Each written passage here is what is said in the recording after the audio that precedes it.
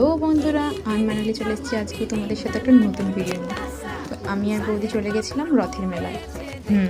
এই কিছুদিন আগেই যেটা আমি বলেছিলাম যে আমাদের এখানে মহিষাদলে খুব বড় করে রথ হয়, সেখানেই মেলা বসেছে। আমি আর বৌদি একটু ফাঁক করে গেছিলাম, যাতে কিন্তু বৃষ্টি পড়ছিল। এরই মাঝখানে দুজনে আড্ডা দিতে দিতে পৌঁছে গেছি মেলার মধ্যে। দুজনে ঘুরছি, এটা ওটা দেখে ঘুরে খেয়েছি এবং জিনিসপত্র কিনেছি, খুব মজা করেছি দুজন। তার মাঝখানে তো বৃষ্টি চলে এলো দুবার তিনবার।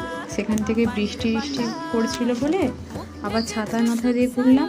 তারপর সেখান থেকে আমরা রথটা দেখতে পারিনি, কারণ রথটা ছিল তার মাসির বাড়িতে, আর মাসির বাড়িটা প্রায় 2 থেকে 3 কিলোমিটারের দূরত্ব। তাই আমরা মেলাটা ঘুরে, মেলার মধ্যে কত জিনিসপত্র বিক্রি হচ্ছে দেখো।